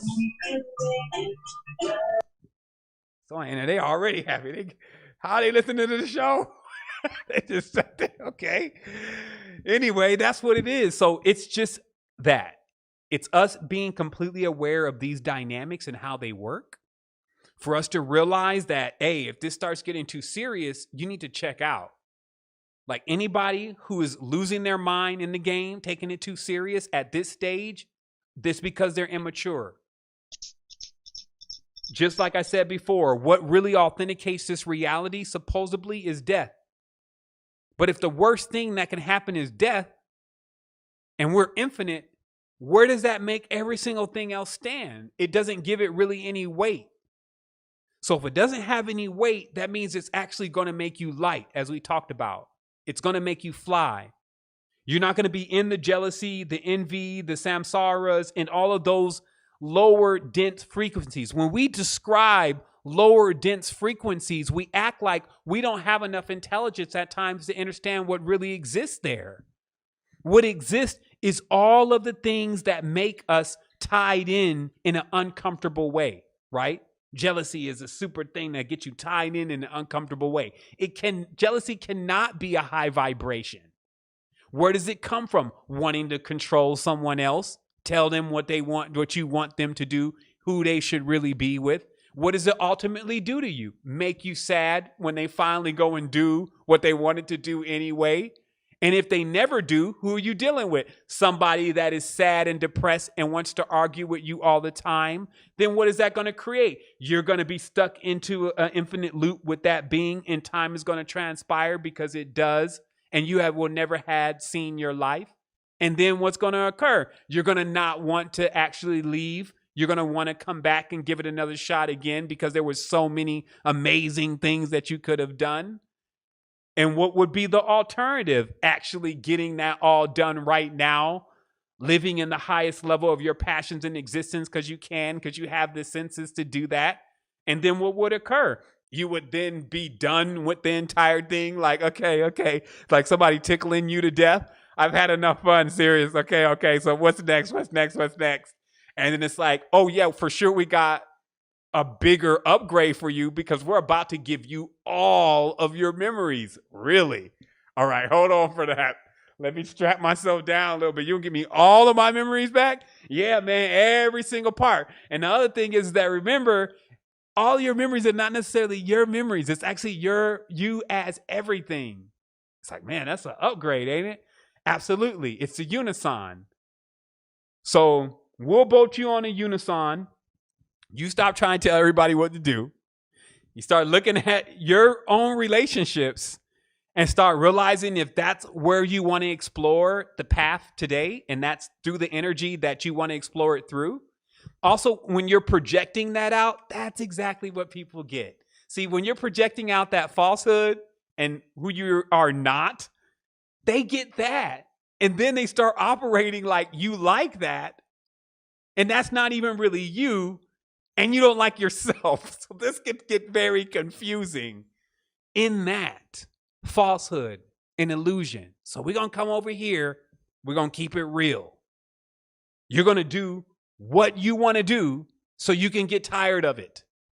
So that way, when it's time to exit stage middle, not even stage left, you'll be actually ready to load into your experience as everything, because you'll be able to play with it and not be terrified of it. So I trust that makes perfect sense. Also, of course, anybody who's been on journeys may have witnessed themselves as everything and just how terrifying that can be. Why that ensues that way. How we're training ourselves on a consistent basis at times to perpetuate this, and how we can recognize it in our space when it's happening and be able to take control over what's happening in our lives so we can get our fields clear. Because the more clarity that you have in expressing who you truly are, and then the others that are around you are actually comfortable with that, it creates a field because they're doing it too. Now, this is a constructive process. It doesn't mean that all this is going to happen tomorrow. Don't go kick anybody out, please. Go through the process of sending this energy out also as your personal vibration, because equally as we could not want it, someone else to do it to us, we're doing it to them. But at the end of the day, you do have to be mature enough to set that point in your life and say, this is the conditions that I'm going to come into this. This is how much longer I'm going to deal with this. And you'll feel this stability. You'll feel this fortitude. You will see things open up for you and change, because that's what the power does. The power changes the morphogenic field. So all of a sudden now it's everybody else's idea to do this. They was thinking about doing this. As you start suggesting the realness, that's exactly what I was thinking about anyway. And then you can start moving through this space, because right now, as I said, right around you is opportunities that have never been available before, ever. Where's everybody else? Vacant. Lights on, nobody home. They're in that TV. They're 3 months from now. Some are at the election tables. Some are on top of 5G towers. They're everywhere but themselves. And that's why that is the external God. The world is the external God. They know more about the external God than they do about themselves. You bring it back into here. What do I like? What do I want to do? Shit, if I'm going to die. Shoot, if Corona going to get me, I'm at least, man, forget it. Then I'm just... Think about it, what I'm saying, because I'm sure, again, somebody had to hit that point in the house. Be like, damn, this is the last time you're going to travel. I never went to Paris. And then you start looking at the other person that may have held you back from going to Paris, right? It's just like, I'm just saying, it's just like it becomes this thing where it's like, if I ever get another chance, but guess what? You're going to get another chance. You have infinite amounts of chances here. That's the whole thing about the game.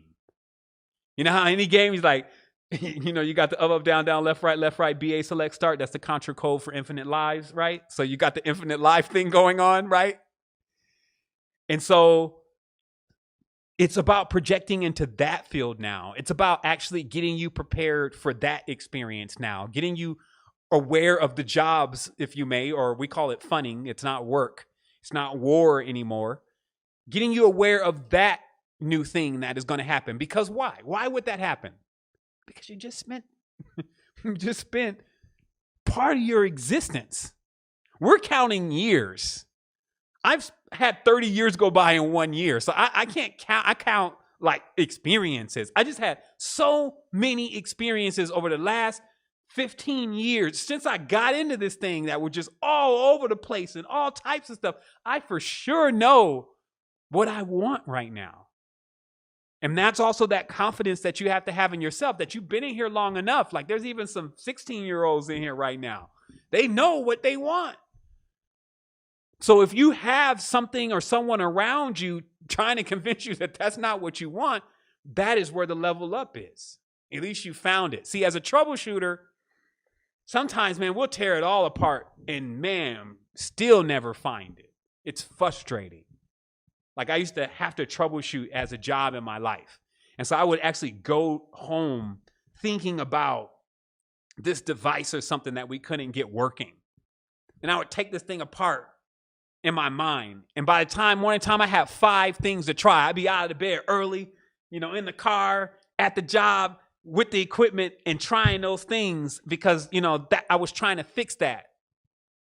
And so this is about also us in our own lives doing the troubleshooting. And that's what I've been doing. And I'm here today to tell you that resonance governs where we're at. Because all of us are in this space right now. Earthquake happening here. Because all of us are in this space right now. This lets us know where we're at with our progression. So I cannot speak to people who are not inside of this spectrum. And when I'm speaking to you, I'm not telling you what to do. As my teacher used to say, one of my teachers said, this is what you get to do, Sevan. Never tell anybody what they have to do. People don't have to do anything. You tell them what they can get to do so that they would enjoy it. So this is what you get to do in your life. And if you're still sitting at that point where you're like, but yeah, I know exactly what you're talking about. I even know who it is. But I ain't going to be able to do anything about it. Take your vitamins. Get your brain together. Get your body together. Because that's also the other way of how you're getting compromised. Build the mineral framework that is necessary to fortify the consciousness to make the decisions that it needs to make to bring itself back presence. There's more than one way to do this. There's infinite ways to bring a soul back into its body, to attract it into the space, into who it is so that it can fulfill its mission. There's multiple ways to do this. You've got Ennealogy now, there's diets now, there's all these different things. Now you get a chance to choose which one is going to work for you. So that's what it is. Let's open it up. We'll take 15 more minutes since I did take that 15 minutes. And we'll see if anybody in the tribe has anything to say or any final thoughts that they want to add on to what was being said. No conspiracies tonight. I don't want to hear about demons, aliens, and legal codes and all that stuff. I'm tired of that. Like, it's not serving its purpose anymore for me, especially since it's been a decade. And I know, I don't care how well you do it. I got some cats that's all they do, and they can run you into the dirt with it as far as how much there is to it. And I'm just saying at this time in our lives, why are we still giving light to things that we don't even want to be a part of our projection? I'm shifting my lens to what I want to do and what I want to see happen. And if others want to have fun too, because that's all I'm talking about. Like, I'm not going into the we shall overcome. Death is not the threat to me. Like, it brings in joy. It unleashes a force such as the world has never seen. If I can load everything in and that's my ultimate destiny, why? I mean, if anything, you need to be worried about me just hanging around here. That's why I got to keep myself busy. That's why you see where these suicidal thoughts would come from, is that, if anything, you already know about the future. You know it's going to be great. You may be trying to rush over in that direction. That's why over here, you want to make it as amazing as possible. And you have the senses to do that.